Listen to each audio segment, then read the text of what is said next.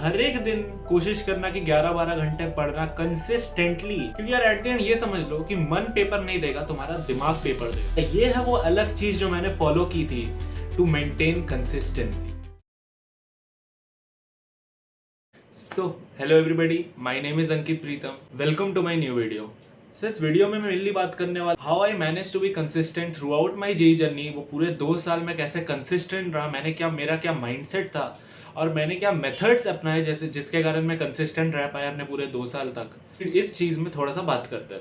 अब पूरे 2 साल की जर्नी के लिए, पूरा 2 साल का जेई प्रिपरेशन के दौरान हर एक दिन कोशिश करना कि 11-12 घंटे पढ़ना कंसिस्टेंटली, ये चीज मैंने कैसे मैनेज की। सबसे पहले खुद को कंसिस्टेंट बनाने से पहले तुम्हें अपना दिमाग को समझाना होगा कि यार तुम्हें कंसिस्टेंसी बनानी क्यों है, तुम्हें वो एग्जाम में अच्छी रैंक क्यों चाहिए, तुम्हें आईआईटी क्यों जाना है।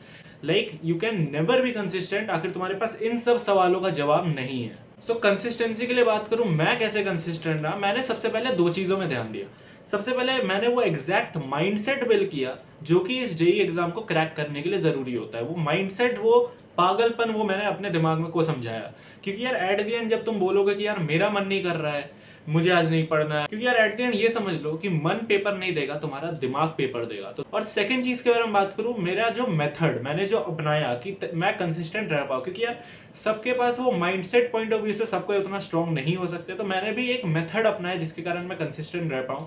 तो उस मेथड के बारे में थोड़ा आगे बात करता हूँ। सबसे पहले बात करता हूँ माइंडसेट तुमको जो चाहिए, जो कि तुमको जेई क्रैक करने में हेल्प करेगा। जहां तक बात करी जाए माइंडसेट जो तुम्हें चाहिए इस एग्जाम को क्रैक करने के लिए, तो सबसे पहले तुमको ये रीजन फिगर आउट करना पड़ेगा, वो वाई तुम्हें जानना पड़ेगा कि यार तुम्हें ये एग्जाम क्रैक क्यों करना है। तुम्हें जब तक वो रीजन नहीं मिलेगा ना कि यार मुझे ये एग्जाम क्यों क्रैक करना है, जस्ट बिकॉज कि सब लोग बोल रहे हैं आईआईटी अच्छा है, सब लोग, फिर तुम्हारे अंदर वो आग नहीं आएगी, वो तुम डिसिप्लिन नहीं रह पाओगे, कंसिस्टेंट नहीं रह पाओगे जब तक तुम्हारे अंदर का रीजन वो वाई नहीं निकल पाएगा। When you have got the y, next चीज जो तुम्हें इस एग्जाम के लिए जरूरी है वो है पागलपन। तुम्हारे पास आखिर पागलपन नहीं है तुम्हें एग्जाम के लिए, तुम्हारे पास वो सनक नहीं है कि यार एवरी सिंगल टाइम तुम एग्जाम के बारे में सोच रहे हो, क्वेश्चंस के बारे में सोच रहे हो, ये क्वेश्चन को ऐसे कर सकते हैं, वैसे कर सकते हैं।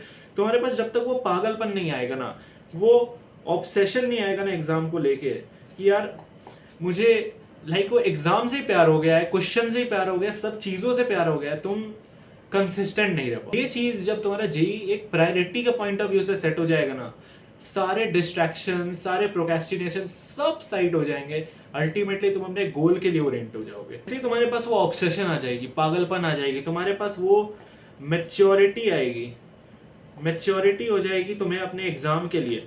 तुम ऑटोमेटिकली डिसिप्लिन्ड रहना सीख जाओगे कि यार कैसे अपने एग्जाम के लिए मैं ओरिएंटेड रहूं। तुम्हारे हर एक टाइम दिमाग में एग्जाम के बारे में ही चीजें सोच रही हो, तभी एट द एंड तुम खुद से कंसिस्टेंट रह पाओगे। किसी के कह देने से, कोई कुछ बोल दे तो मैं ऐसे रह जाऊंगा, नहीं हो पाएगा। वो 4-5 दिन से ज्यादा वो एक्सट्रिंसिक मोटिवेशन नहीं टिकने वाला है। बिना किसी के बोले अंदर से इंट्रिंसिक मोटिवेशन होनी चाहिए तुम्हारे अंदर कि यार मुझे फोड़ना है, मैं अच्छे कॉलेज जाऊंगा, मेरा भला होगा। इसी के बाद तुम्हारी कंसिस्टेंसी बिल्ड होगी, तभी जाके तुम्हारी कंसिस्टेंसी अनलॉक होगी कि यार तुम्हारे दिमाग में बार बार वही एग्जाम चल रहा होगा, तो एट द एंड तुम किसी और चीज के बारे में सोचोगे ही नहीं। ऑटोमेटिकली सारे डिस्ट्रैक्शन, सारी चीजें असाइड हो गई। और ये जो मार्केट का नोशन है ना पेपर के बारे में कि यार पेपर टफ होता है, ये होता है, वो होता है, जब तुम डिसिप्लिन्ड हो जाओगे, जब तुम्हारे अंदर वो मैच्योरिटी आ जाएगी ना, ये सारी चीजें खत्म हो जाएगी। मतलब तुम्हें कंपटीशन दिखना ही खत्म हो जाएगा। हो गई यार माइंडसेट की बात, जो कि यार बिल्ड करना ही बहुत जरूरी है। अब नेक्स्ट चीज है माइंडसेट के बाद वो मेथड जो मैंने फॉलो किया जिसके कारण मैं कंसिस्टेंट रह पाया, वो आप देख सकते हो, वो है ये है वो स्पेशल चीज जो मैंने फॉलो की और जो मैं कंसिस्टेंटली अपने टैबलेट में नोट डाउन करते गया। ये है वो अलग चीज जो मैंने फॉलो की थी टू मेंटेन कंसिस्टेंसी। ये पहली नजर में तो आप लोगों को बहुत मेस्ड अप लग रहा हो कि यार ये क्या है। सबसे पहले तो यार ये वो कैलेंडर है जो मैंने कोई भी ऑनलाइन वेबसाइट से क्लास 12th में लोड किया था। अब मैं कैसा करता था कि अपने दिन को मैं लिख देता था हर एक दिन में। जैसे ये बॉक्स आप देख सकते हो बना हुआ है, पूरा बॉक्स वॉक्स बना हुआ है। अपने दिन को पूरा लिख लेता था यार कि मैंने इस दिन क्या किया और इस दिन मेरा दिन कैसा गया ओवरऑल। तो मैं बता दे रहा हूँ क्या क्या चीज़ क्या है। जैसे आखिर मैंने अपने दिन के एंड में अपने आप को सिंगल टिक दिया, इसका मतलब मैंने माइल्ड स्टडी की है, लाइक 5-6 आवर्स की। मैंने ऐसा भी नहीं कि पूरा स्टडी छोड़ दिया, कोई ना कोई रीजन की वजह से मेरा पूरा दिन यूटिलाइज नहीं हो पाया। नेक्स्ट है डबल टिक, इसका मतलब सेटिस्फाइड स्टडी, यानी मैं जितना कर सकता था यार पूरे दिन के एंड में पूरा निचोड़ के अपना दिन को यूटिलाइज किया। और ये जो हाईलाइट जो मैंने कर रखा है, इसका मतलब ये मैंने 12th में मेनली कैलेंडर बनाया था, 11th में नहीं बनाया था। 11th में मैं जस्ट ऐसी कॉपी में लिख लेता था। इसका मतलब है 11th मैंने उस दिन रिवाइज किया कि नहीं, क्योंकि यार 12th में जब आप आते हो तो 11th रिवीजन भी बहुत इंपॉर्टेंट चीज होती है। अब इस पे मैं थोड़ा सा ओवरव्यू आप लोगों को दे दूं कि कैसा था। जैसे ये अप्रैल 2025, यानी मैं 12th में जस्ट आया था, मतलब मैं 11th में ये नहीं बनाया था, 12th में मैं जस्ट आया था तब मैंने ये बनाया। आप देख सकते हो कि कैसा कैसा रहता था कि मैंने लाइक 11th का रिवाइज किया, सेकंड को किया, थर्ड में 12th जैसे स्टार्ट हुआ मैं 11th को साथ साथ रिवाइज कर रहा था।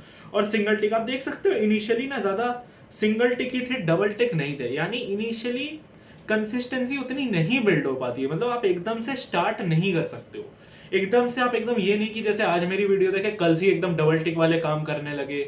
ये मुझे टाइम लगे, 2-3 महीने लगे, तब जाके लाइक कॉन्स्टेंटली डबल टिक। बहुत सारे डबल टिक मेरे आए, बहुत सारे आप देख सकते हो डबल टिक। यहाँ पे मैं टेस्ट के स्कोर्स लिखते चलता था कि यार इतने इतने नंबर आ रहे हैं। देख सकते हो ये टाइम आया था मेरा जुलाई में, जुलाई मेरे लगभग 7-8 दिन मेरे पढ़ाई छूट गए थे। देख सकते हो बुखार हो गया, स्टडी जीरो, मैंने ये लिख रखा है कि यार तुम देख सकते हो डबल टिक सिंगल टिक सब चल रहा था, उसके बाद से यार पूरा बुखार हो गया, पूरा टाइम ही वेस्ट हो गया। स्कोर्स आप देख सकते हो 177, 184 ऐसे ऐसे नंबर आ रहे हैं, वो भी 2 महीने पहले मेंस के। अब मैं इस दिन आखिर होप हार जाता ना कि यार मेरे नंबर नहीं आ रहे, तब मेरे मेंस में 250 मार्क्स 245 मार्क्स नहीं आते। फिर स्कूल में यूनिट टेस्ट हो गया, आप देख सकते हो 3 दिन मेरी पढ़ाई छूटी गई। ये सारी चीजें, बहुत सारी चीजें ऐसी हुई है जो कहीं ना कहीं यार सबकी जिंदगी में होती है। तो उसको केटर करते हुए आपको बाकी दिन कंसिस्टेंसी बिल्ड करनी होगी, बाकी दिन पढ़नी पड़ेंगी।